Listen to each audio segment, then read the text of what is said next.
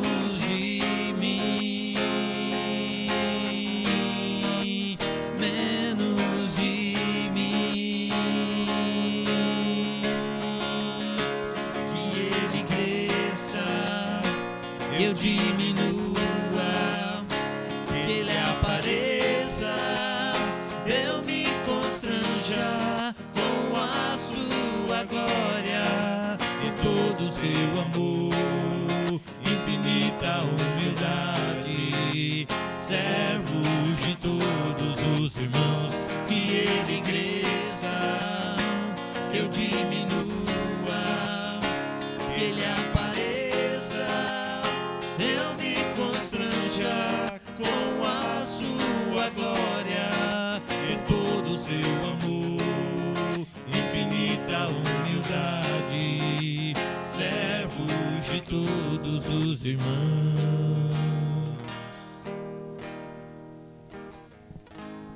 Meus queridos irmãos, é um prazer estar com os irmãos em mais um estudo da Palavra do Senhor. Nesse momento nós vamos orar. Na sequência continuaremos louvando e adorando a Deus com os cânticos. Nosso bom Deus, maravilhoso Senhor, Senhor das nossas vidas, nós nos colocamos diante da Tua presença, Senhor, certos do Teu cuidado, do Teu amor, da Tua providência sobre as nossas vidas, ó Pai. E pedimos, Senhor, que o Senhor continue nos abençoando em mais esse dia, ó Pai, que o Senhor tem nos dado, em mais esse momento que nós temos o privilégio de juntos compartilharmos aquilo que o Senhor tem nos ensinado por meio da sua bendita palavra, Pai.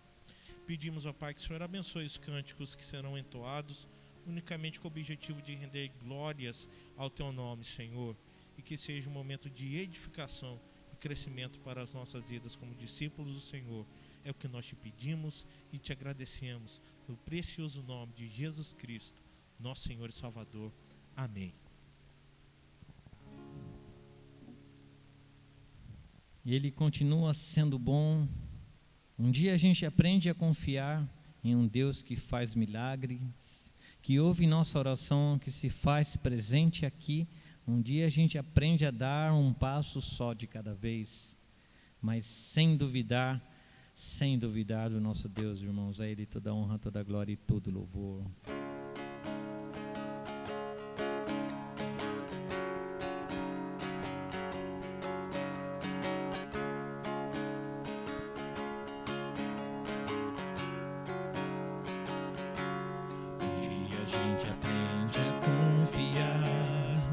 Em um Deus que faz milagres, que ouve nossa oração, que se faz presente aqui.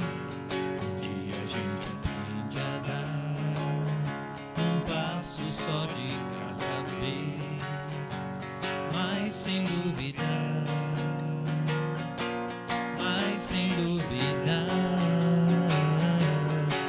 Ele continua sendo bom.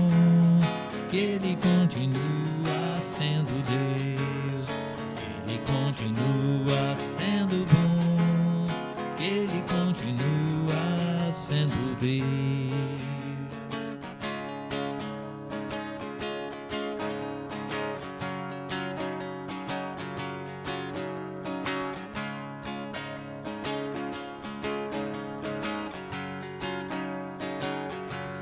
Então chega o dia de viver tudo que se aprendeu.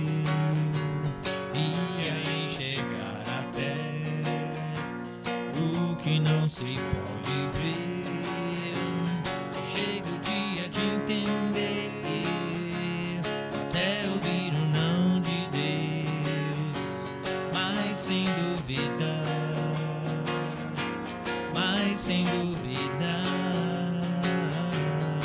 Ele continua sendo bom. Ele continua sendo Deus. Ele continua sendo bom. Ele continua sendo Deus. Ele continua sendo bom. Ele continua sendo Deus. Ele continua sendo bom. Ele continua sendo Deus.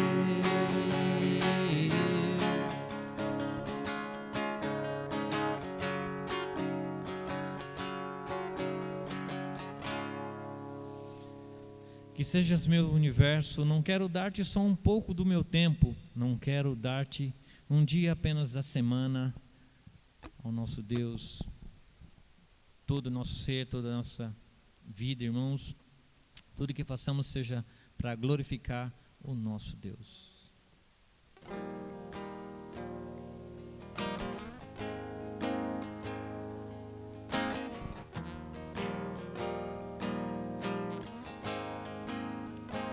Sejas meu universo, não quero dar-te só um pouco do meu tempo, não quero dar-te um dia apenas da semana. Que sejas meu universo, não quero dar-te as palavras como gotas, quero que saiam dilúvios de bênçãos da minha boca. Que sejas meu universo, que sejas tudo o que sinto e o que penso. Que de manhã seja o primeiro pensamento e a luz em minha janela. Que sejas meu universo, que enchas cada um dos meus pensamentos, que tua presença e o teu poder seja alimento. Jesus, esse é o meu desejo. Que sejas meu universo, não quero dar-te só uma parte dos meus anos, te quero dono do meu tempo e dos meus planos. Que sejas meu universo, não quero dar minha vontade, quero agradar-te. Em cada sonho que há em mim, quero entregar-te. Que sejas meu universo, que sejas tudo o que sinto e o que penso. Que de manhã seja o primeiro pensamento e a luz em minha janela. Que sejas meu universo, que enchas cada um dos meus pensamentos. Que a tua presença e o teu poder seja alimento. Jesus, esse é o meu desejo. Que sejas meu universo, que sejas tudo o que sinto e o que penso. Que de manhã seja o primeiro pensamento e a luz em minha janela. Que sejas meu universo, que enchas cada um dos meus pensamentos. Que tua presença e o teu poder seja desejo que sejas meu universo, que sejas meu universo,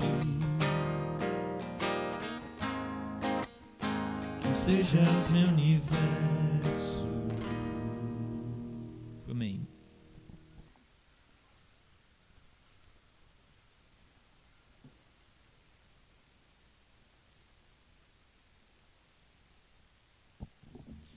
Meus queridos e amados irmãos, convido os irmãos que tomem da sua Bíblia. Nesse momento nós vamos meditar no Evangelho segundo Lucas, ainda na perspectiva da vida de discípulos de Jesus Cristo como Senhor sobre a nossa vida, Senhor sobre a nossa história. Então é nessa perspectiva que nós vamos caminhar nessa noite, entendendo a graça, o sustento, o poder do nosso Senhor. Deixa a sua Bíblia aberta, segundo o Evangelho de Lucas, capítulo de número 4, o texto que iremos meditar nesta noite de estudo. Lucas, capítulo 4, nós vamos trabalhar, na verdade, a partir do versículo 14, indo até o versículo 30. Mas eu vou ler apenas os 2 primeiros versículos, baseando nesse texto das Sagradas Escrituras, e na sequência nós vamos conversar um pouco sobre a questão do discipulado nessa perspectiva, a perspectiva de Jesus. Vamos orar mais uma vez. Santo Deus, mais uma vez nós nos colocamos diante da Tua presença, certos da Tua graça, o Teu sustento, a Tua providência sobre as nossas vidas. E nesse momento, ó Pai, pedimos que o Senhor esteja nos direcionando a compreender aquilo que o Senhor tem nos falado, nos ensinado, por meio da sua bendita palavra, Pai. Que seja mais um momento de crescimento, mais um momento de edificação, ó Pai, do Teu corpo, como o povo do Senhor, entendendo que somos discípulos do Senhor, entendendo que devemos mostrar a Tua graça, o Teu amor, o Teu sustento sobre as nossas vidas. É o que nós te pedimos e te agradecemos, o precioso nome de Jesus Cristo, nosso Senhor e Salvador. Amém. Queridos e amados irmãos, segundo o Evangelho de Lucas nos apresenta, capítulo de número 4, versículo 14 e 15, mas o texto que eu me refiro vai até o versículo 30. Então Jesus, no poder do Espírito, regressou para a Galileia, e a sua fama correu por toda a circunvizinhança, e ensinava nas sinagogas, sendo glorificado por todos. Jesus foi chamado pelo Pai a cumprir uma obra. Jesus traz para nós um chamado de sermos seus discípulos, servos dele, entendendo o chamado do Senhor para as nossas vidas como seus servos, como seus discípulos, como aqueles que o Senhor preparou para essa boa obra no qual o Senhor tem nos chamado para essa nossa caminhada. Meus amados irmãos, quando olhamos para a vida de Jesus Cristo, vemos Jesus Cristo o maior exemplo daquele que é o discipulador, que prepara os discípulos para a obra. O texto de Lucas, capítulo 4, dos versículos 14 a 30, aponta para o início do ministério de Jesus Cristo. Jesus volta para a Galileia, e lá ele tem o início, o princípio da sua missão. E esse texto aponta para esse início do ministério de Jesus. Ele estava em uma sinagoga de Nazaré. E ali então Jesus vai ensinar ali aqueles que estavam ali e dar prosseguimento. Ele vai pregar em Nazaré, ele é rejeitado por alguns, mas ele permanece firme diante daquilo do chamado que ele tinha para a sua vida, como aquele que viria preparar a sua igreja a realizar a obra tão especial, a obra que o Pai o chamou a realizar. Meus amados irmãos, Jesus apresenta para nós o caminho de um discipulador, o caminho do discipulado, um caminho que vale a pena investir, um caminho que vale a pena na nossa vida como discípulo de Jesus Cristo, ensinar pessoas a caminhar com Cristo. E é algo maravilhoso na nossa vida poder fazer parte desse projeto tão intenso e maravilhoso que é o projeto dos discípulos de Jesus Cristo. Então, o Senhor nos prepara. Jesus preparou pessoas e continua preparando através da sua palavra, através da direção do seu Santo Espírito, para que possamos ensinar, para que possamos pregar, anunciar e viver essa graça tão bendita e especial. É esse chamado específico do Senhor para a minha e para a sua vida. Jesus é o modelo daquele que vem discipular pessoas, de um discipulador. Ele era um discipulador por excelência. E era um discipulador que merece que nós olhemos para a sua vida e analisemos os detalhes tão importantes, fazer uma análise de como Jesus ensinava, como ele pregava, como ele tocava em pessoas com a sua palavra, como ele tinha um olhar com um objetivo claro de levar aquela pessoa aquilo que ela precisava. É esse ensino que nós, como discípulos do Senhor, devemos caminhar. E no processo do discipulado, dar continuidade, falando com excelência do amor de Deus. O verdadeiro discípulo de Jesus Cristo é aquele que está disposto a viver com o Senhor. E um verdadeiro discipulador, aquele que foi discípulo, que continua sendo discípulo, porque esse processo não termina. Somos discípulos do Senhor para sempre. Mas aquele que já chegou no ponto de maturidade e se torna um discipulador, ou seja, aquele que vai preparar a outros discípulos, o verdadeiro discipulador, ele está disposto a investir em vidas. E esse é o desafio do Senhor para a igreja. Pessoas que estejam dispostas a investir em vidas, a investir em pessoas. Porque o reino de Deus somos nós, pessoas. A igreja do Senhor somos nós, pessoas. Nos reunimos num prédio, nós temos aqui esse prédio que nós usamos, tem uma estrutura de internet que estamos usando pela graça de Deus. O Senhor nos tem dado condições de ter, para que possamos continuar pregando e anunciando o Evangelho. Mas lembremos, discipulado é vida em vida. É uma vida que foi alcançada por Jesus, pela graça de Deus, investindo em outra vida para que a pessoa possa ter essa mesma vida, uma vida com Cristo. Meus amados irmãos, quando nós olhamos para a vida de Jesus, nós entendemos algumas coisas. Dentre elas, uma das coisas que eu quero destacar, Jesus caminhava junto de outras pessoas. Jesus estava disposto a caminhar com pessoas. Ou seja, Jesus Cristo era alguém que estava disposto a investir tempo em pessoas. Jesus Cristo era alguém que estava disposto a orar por pessoas, buscar aqueles que precisavam passar por esse processo do discipulado, de serem seus discípulos. Jesus tocava para as pessoas, chamava as pessoas para caminhar com ele. Na sequência, no capítulo 5, nós vemos o chamado direto do Senhor a algumas pessoas, muito claramente, conforme o Evangelho de Lucas nos apresenta. Mas a vida de Jesus sempre foi investir tempo em pessoas, parar para ouvir, parar para orar, parar para observar pessoas e investir em pessoas. Os discípulos do Senhor tiveram a oportunidade de conhecer a Jesus Cristo. O que isso quer dizer? Tiveram a oportunidade de estar com Jesus Cristo, estar perto dele, se assentar com ele, comer com ele, dormir perto dele, poder viajar com ele. Essas pessoas tiveram essa oportunidade, viram seus ensinos de perto, caminharam com ele, viram suas pregações, viram seus milagres, suas curas, aqueles discípulos viram Jesus em ação. Ou seja, como discipulador, o Senhor chama pessoas a caminhar com ele, para mostrar a sua vida, mostrar que ele era um homem que se cansava, um homem que precisava em determinados momentos de parar e descansar, precisava parar para comer, precisava parar e organizar aqueles que estavam com ele. Mostrou a sua vida com o seu ministério, mostrou em suas atitudes.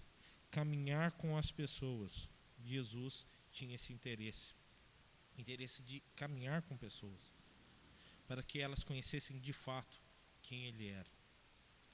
Não era só a questão da admiração, por ser Jesus quem era, mas o Senhor chamava para caminhar com Ele, ou seja, aprofundar mais no relacionamento com Ele. Isso é importante, é extremamente essencial para um processo de discipulado.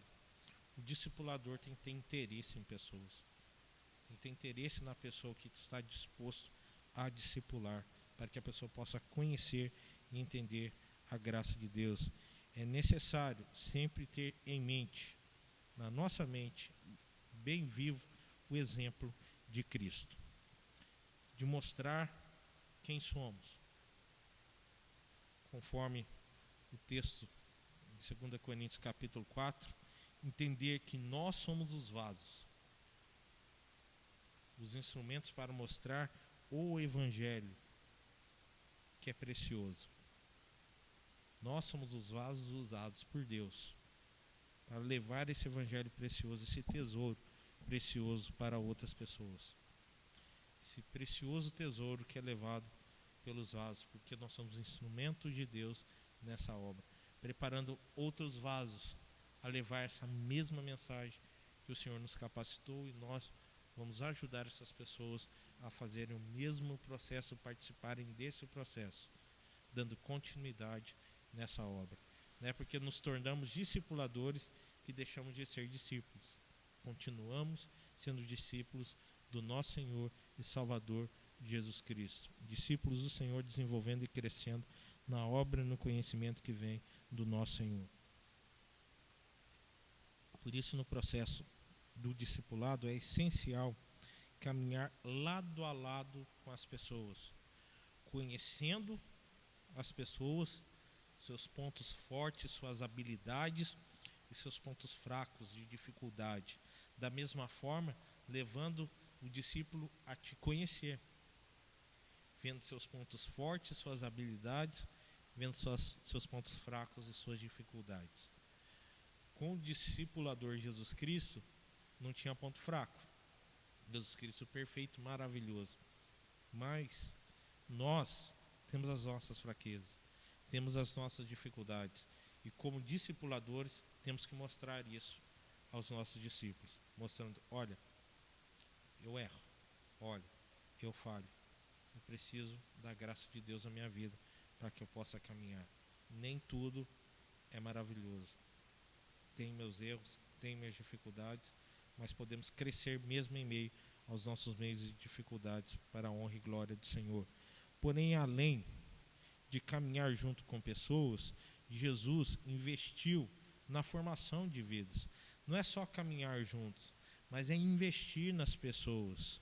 Ao caminhar com as pessoas e com os discípulos, Jesus apresenta alguns exemplos práticos na sua caminhada. Jesus apresentou isso. Na caminhada não era apenas um ato só de ensinar, mas de caminhar e mostrar exemplos necessários. Jesus ensinava aos seus discípulos a orar. Recolhia: vocês devem orar desse modo, é assim que vocês devem orar. Ensinava a perdoar. Olha, perdoe. Exerça o perdão. Além de ensinar, ele também praticava. Ou seja, não ficava na fala de Jesus Cristo, mas era visto nas suas atitudes. Era alguém que falava de oração e vivia a oração. Era alguém que falava o perdão e demonstrava o perdão. Ensinar não é só jogar informação, jogar conteúdo, mas é colocar em prática para que a pessoa possa entender e desenvolver. Nada melhor no ensino do que praticá-lo. Ao recebermos o ensino do Senhor e ao colocar em prática, nós vamos ensinando na vida como deve ser a caminhada como discípulos do Senhor. Investimento em vidas, na formação de pessoas. Não apenas jogando informações, mas muito mais do que isso, mostrando que é possível colocar em prática aquilo que nós estamos ensinando, aquilo que nós estamos falando àquelas pessoas, para que elas possam crescer, desenvolver na graça e no conhecimento que vem unicamente no nosso bom e maravilhoso Senhor. Jesus não era o mestre apenas de palavra. Não era aquele que jogava o livro em cima da mesa e ensinava, fechava o livro e ia embora.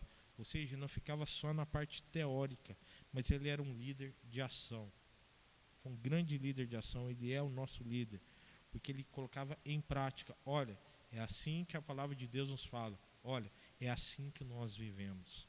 Mostrava aos seus discípulos. Por isso ele é um modelo vivo para os seus discípulos. Ensinou seus discípulos, era um modelo a ser seguido e continua sendo um modelo a ser seguido. Formar vidas pode levar tempo. Preparar vidas leva tempo. Exige paciência, exige perseverança. Isso só se torna possível quando o discípulo e o discipulador caminham juntos.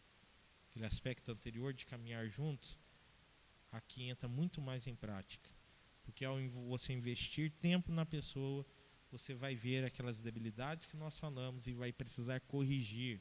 Você vai ver os seus defeitos, vai precisar corrigir para que o seu discípulo não cometa os mesmos erros. Lembre sempre que o discípulo é um discípulo de Jesus Cristo. Você não está fazendo discípulo para você. Você é um instrumento de Deus discipulando alguém para viver com Cristo. Não coloque a sua vida como exemplo máximo, mas Cristo como exemplo máximo. E você vai poder ajudar a pessoa. Mas nesse processo de formação de vida, vai exigir do discipulador paciência, perseverança, entender que não vai ser do dia para a noite que algumas coisas vão ser mudadas. Só quem muda o caráter e muda uma pessoa é o nosso Senhor. Esse processo vai estar acontecendo e desenvolvendo. Você precisa caminhar junto, investir em vida, treinar aquela pessoa na vivência da fé, até o ponto que ela vai poder caminhar sozinha. Os pais, quando vão ensinar seu filho a caminhar, depende muito do pai. Se o pai está com pique, ele abaixa bastante e vai segurando a criança. E as costas começam a doer um pouco. E aí vem aquelas questões. Coloca no andador, ou às vezes amarra uma corda, amarra uma toalha na criança e vai segurando, vai treinando a criança até que o momento que ela aprende a caminhar. A partir do momento que ela começa a caminhar, o pai deixa a criança sozinha? Não, porque ela ainda está dando os primeiros passos. Geralmente, quando a criança está aprendendo a andar, ela fica com a mãozinha para cima, não é? E por que ela anda com a mãozinha para cima? Porque ela ainda está naquele momento de aprender, porque ela cai, qual é o primeiro ato? Colocar a mão no chão. Ou seja, ela já aprendeu a caminhar, mas ela ainda precisa desenvolver. E precisa sempre de ter um adulto perto para poder ajudar, cuidar. Por isso que os pais estão ali para ajudar nesse momento. Proteger até que ela tenha a estabilidade e aí ela já ganha confiança e aí já começa a andar como nós andamos, com os braços colados ao nosso corpo, do lado do nosso corpo, desenvolvendo. É um processo. Da mesma forma, na caminhada cristã, é dessa forma. Uma pessoa está dando os passos. Ela ainda precisa aprender. Ela precisa de suporte para que ela possa caminhar. Ela precisa depois ser acompanhada até ver ela desenvolver naquele ponto. E não para por aí. O processo continua até que ela vai amadurecendo, amadurecendo, amadurecendo, até o ponto no qual ela estará preparada. Por isso leva tempo. Investir em vida leva tempo e nós precisamos caminhar junto com pessoas. Apenas o ensino verbal, apenas o ensino da parte mais prática, da parte mais teórica, você dar a base, apenas isso não é suficiente. É necessário investir tempo na formação de pessoas. Apenas dar informação não vai levar uma pessoa a caminhar com Cristo como deve ser. Ela está recebendo ensino, mas ela precisa praticar. Ela precisa colocar em prática. Por isso se faz necessário investir tempo na formação dos discípulos, como Jesus o fez, nós também fazemos pela graça bendita do nosso bom e maravilhoso Senhor. Mas, meus irmãos, Jesus vislumbrava para frente, ele vislumbrava o futuro das pessoas. O que eu quero dizer com isso? O olhar do Senhor era para a vida das pessoas como um todo, não era só para aquele momento. Jesus estava preparando aquelas pessoas para a vida, para o futuro. O foco de Jesus não era só aquele momento, mas é daquele momento preparar a pessoa para a frente, para a vida que deveria ser vivida e desenvolvida. As limitações, as instabilidades, as imaturidades precisavam ser tratadas. E Jesus trabalhava aquilo. E essa questão continua até hoje. As pessoas precisam ser tratadas nas suas limitações, as suas instabilidades, as suas imaturidades, para que, como discípulos, eles possam crescer em meio ao processo do discipulado. Porque, como discipuladores, nós vamos enfrentar situações em que os discípulos vão nos enfrentar, nos questionando. E elas precisam entender as suas limitações. Essas instabilidades e imaturidades, elas precisam ser corrigidas. Elas precisam ser direcionadas. Elas precisam de repreensão, de correção, com amor e carinho, mas precisam. Precisam ser chamadas a atenções, precisam de um puxão de orelha de vez em quando, para poder caminhar dentro daquilo que o Senhor estabeleceu, não conforme o nosso pensamento, mas conforme a graça bendita do nosso Senhor. Discipular como Jesus discipulou implica em crer no potencial transformador do Evangelho. Implica em crer na ação restauradora do Espírito Santo que opera no coração de pessoas. Nós somos como um diamante bruto. Para ele ficar bonito, lindo, como a gente vê nas vitrines, ele precisa ser lapidado. E para ser lapidado, as lascas vão sendo tiradas, não vão? Cada lasca que vai sendo tirada. Só que vamos pensar em nós aqui. Nesse processo do discipulado, o Senhor está tirando lascas da gente.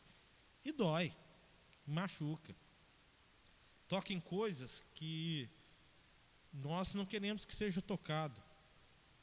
Mexe em coisas que nós temos estimação, carinho, até nas coisas erradas. E precisa ser corrigida. E cada lasca que vai sendo tirada para que aquele diamante bruto seja aquele belo e lindo diamante, brilhante, maravilhoso, que chama a atenção, que brilha os nossos olhos ao ver a beleza daquele diamante. É o processo. Nós precisamos entender isso. O potencial de transformação do Evangelho na vida de uma pessoa. Se nós não acreditamos nisso, não acreditamos no poder transformador do Evangelho, no poder restaurador do Espírito Santo, então, como discipuladores, nós fracassamos ao discipular pessoas. Agora, se nós cremos, acreditamos no potencial do Evangelho, transformador do Evangelho, no poder restaurador do Espírito Santo de Deus para tocar e transformar os corações das pessoas, nós estamos com as armas corretas nas nossas mãos. Investir em pessoas para que o processo continue acontecendo. Trabalhar com pessoas que estão prontas é fácil, é cômodo. Trabalhar com pessoas que já estão preparadas é maravilhoso. Tira de nós aquele peso de formar, de preparar pessoas, porque já estamos com as pessoas no nosso meio, aquelas que já estão prontas para trabalhar. Só que é o seguinte, o desafio do Senhor para a sua igreja é trabalhar com pessoas que precisam ser capacitadas, é olhar para a vida daquela pessoa e vislumbrar o futuro. Olha, eu estou preparando aqui, mas olha, essa pessoa apresenta habilidade para trabalhar no reino de Deus. Essa pessoa tem capacidade para poder fazer a obra de Deus nessa área. Olha, se a gente desenvolver bem com essa pessoa aqui, vai trabalhar bem na área do ensino da igreja. Olha, se essa pessoa for bem trabalhada, desenvolvida aqui, lapidada, vai ajudar muito bem na área dos cânticos da igreja. Olha, se essa pessoa foi lapidada e preparada, ela pode servir na comunicação da igreja.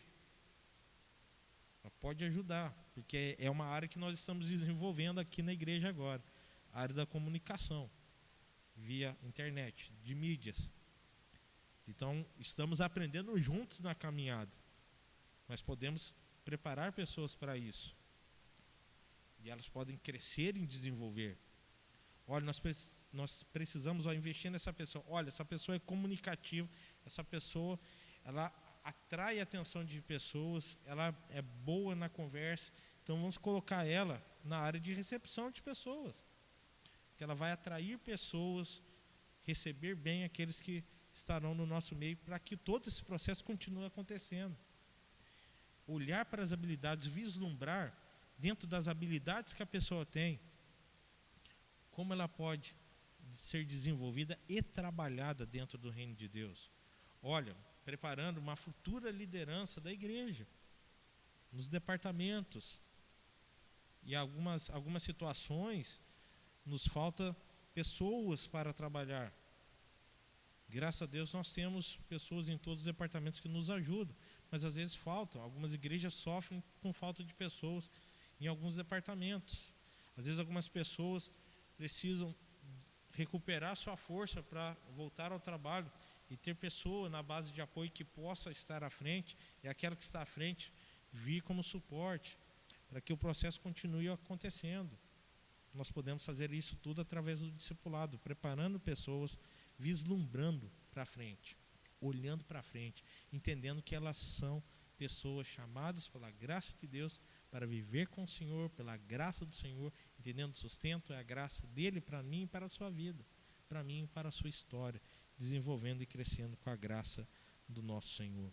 Mas, meus amados irmãos, Jesus estava disposto no seu processo de discipulado com pessoas a dialogar com as pessoas. E aqui entra uma questão que requer de nós amor, carinho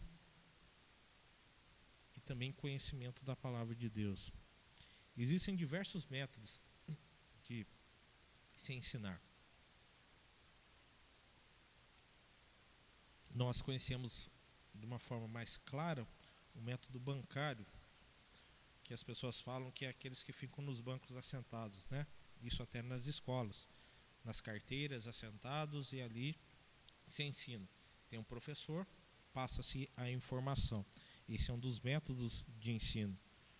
Um professor, um mestre que passa o seu ensino ali, a sua mensagem, o seu ensino aos demais que observam e recebem o ensino. Outras metodologias nós temos visto no nosso período. Nós vivemos um sistema, às vezes totalmente digital, ou que eles chamam de um sistema mais híbrido, que envolve o digital e o presencial.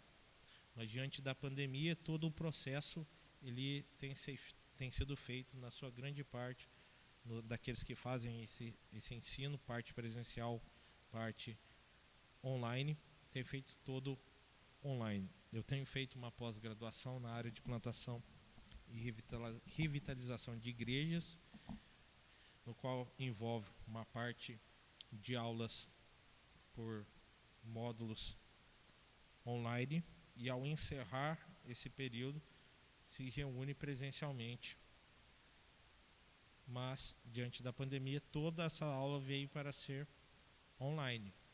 Então até as aulas que seriam presenciais se transformarem online por causa da situação. É um método de ensino. O professor vem com as videoaulas, ensina o método, as leituras de acompanhamento, e nas aulas presenciais, então, é tirado todas as dúvidas, e ali então se passa pelo sistema de todo ensino, pelas avaliações necessárias. Mas quando a gente fala, isso nós falamos do ensino mais formal, o ensino digital, o ensino presencial. Alguns ensinam seus filhos na casa, o famoso homeschooling, né?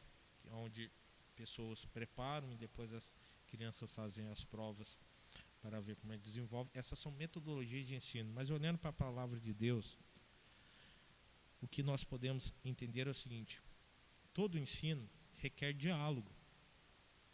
Até no ensino formal requer diálogo. Quando você vai ensinar uma criança, você tem que instigá-la a aprender.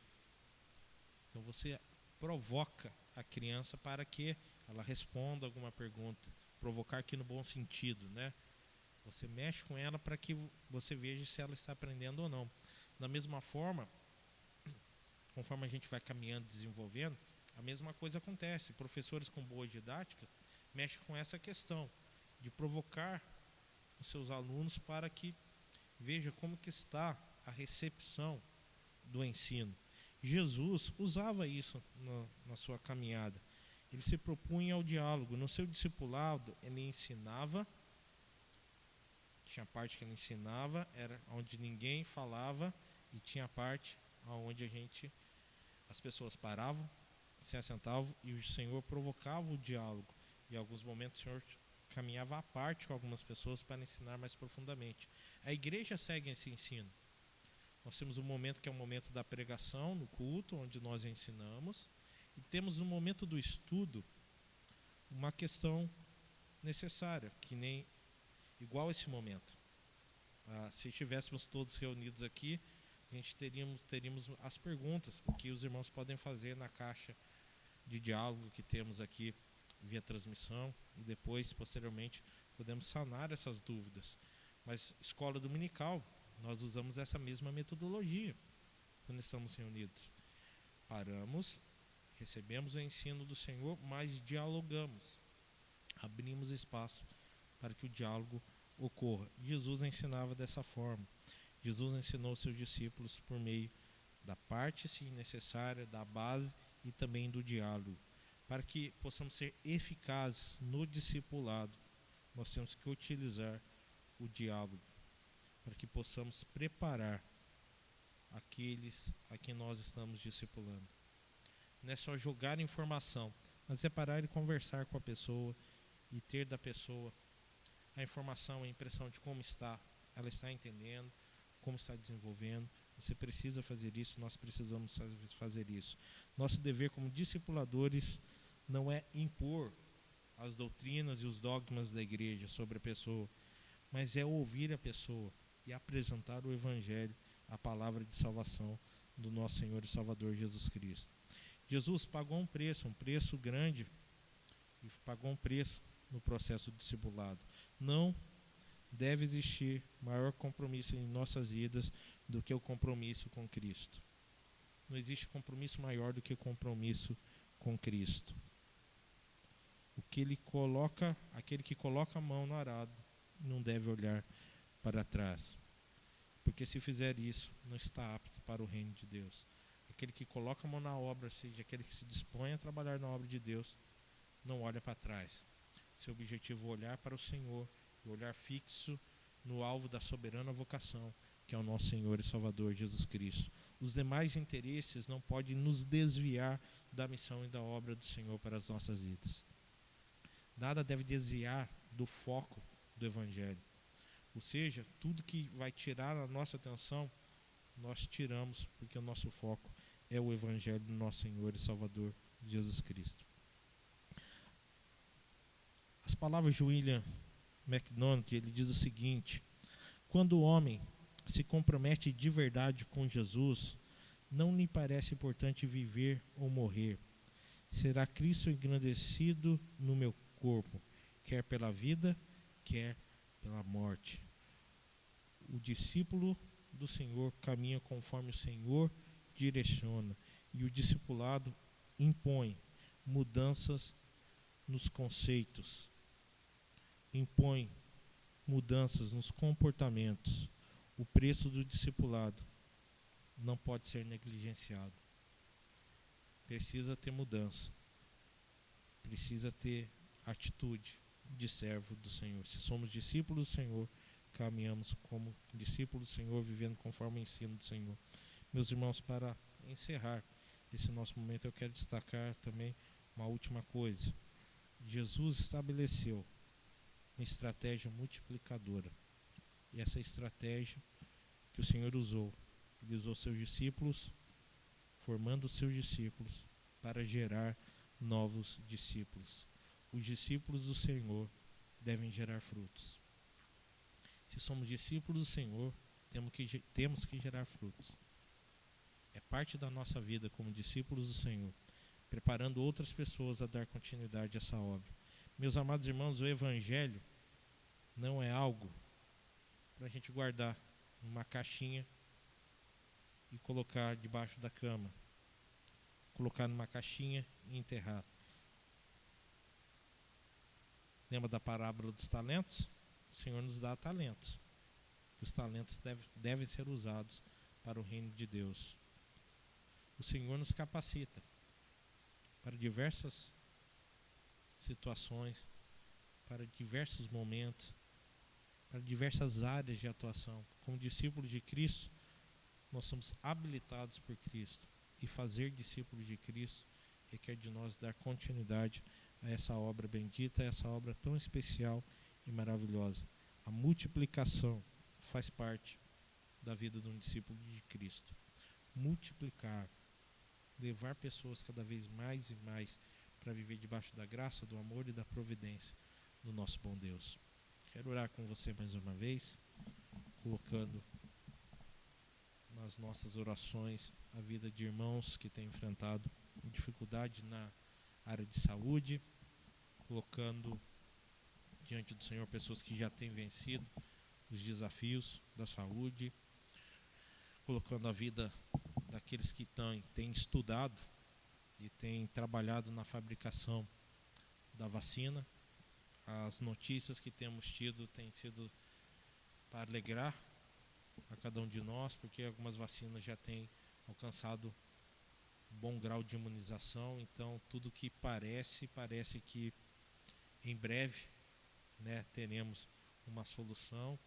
Tudo encaminha para que no primeiro trimestre do ano nós já vamos poder ter acesso com todo cuidado, com todo estudo necessário, mas tem se desenvolvido bem. E nós agradecemos a Deus pela vida de cientistas, e dentre esses cientistas tem irmãos nossos, irmãos em Cristo Jesus que têm trabalhado. Nós agradecemos pela vida de todos, especialmente lembrando desses irmãos que entendem que a missão do Senhor para a vida deles é estar ali no meio da ciência, trabalhando e desenvolvendo para uma cura.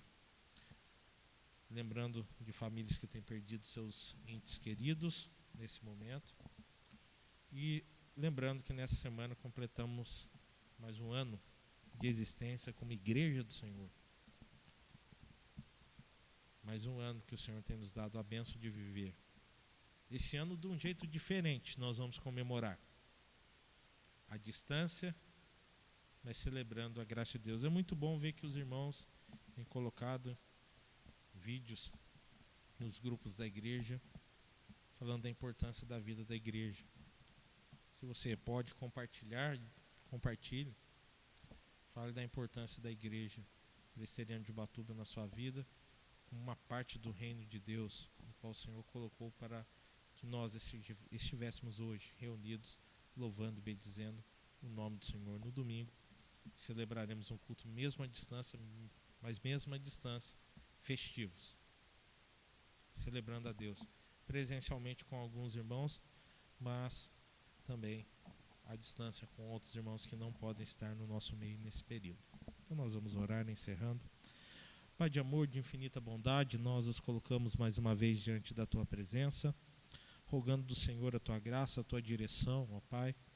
Gratos ao Senhor pelas vitórias alcançadas, gratos ao Senhor porque irmãos têm enfrentado problemas de saúde devido à Covid, devido a outros problemas, ó Pai, mas a Tua mão poderosa tem se feito presente na vida desses irmãos. Nós te agradecemos, Pai. Louvamos a Deus por mais um ano de existência da nossa igreja, ó Pai. O Senhor tem nos dado a honra de viver, ó Pai, de fazer parte dessa história. Uma parte do Teu reino está aqui, ó Pai. Os Teus filhos reunidos na igreja presbiteriana de Ubatuba. Nós te agradecemos, porque o Senhor nos chamou a servir ao Senhor nessa igreja, nessa comunidade do Teu povo. A igreja do Senhor aqui, ó Pai, representada pela igreja presbiteriana de Ubatuba, que serve aqui, ó Pai, como um luzeiro do Senhor, para que as pessoas possam conhecer o Teu Evangelho e ser transformados pela Tua graça bendita, Pai. Como outros foram tocados e transformados e hoje fazem parte, ou já fizeram parte, ó Pai, dessa igreja e hoje estão com o Senhor. Mas tantos outros que ainda precisam ouvir essa mensagem, receber da Tua graça e fazer parte do Teu povo.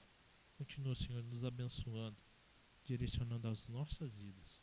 É o que nós te pedimos e te agradecemos, no precioso nome de Jesus Cristo, nosso Senhor e Salvador.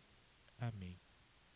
Que a maravilhosa graça do nosso Senhor e Salvador Jesus Cristo, o grande amor de Deus o Pai, e que o conforto e o consolo do Santo Espírito de Deus seja sobre vós e sobre todo o povo do Senhor, não só hoje, mas para todos sempre. Amém. Amém. Que o nosso Senhor continue abençoando, derramando a sua graça sobre a sua vida.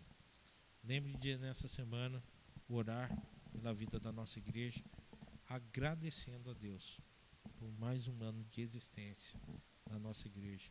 Que a nossa igreja continue sendo uma luz que prega o Evangelho. Que as pessoas possam ver a luz do Evangelho através da minha e da sua vida, através do povo do Senhor, a Igreja Presbiteriana de Ubatuba, representada aqui pela graça de Deus. Que Deus abençoe sua vida, um bom restante de semana, orando pela graça, o amor e o sustento do nosso Senhor. Que Deus te abençoe.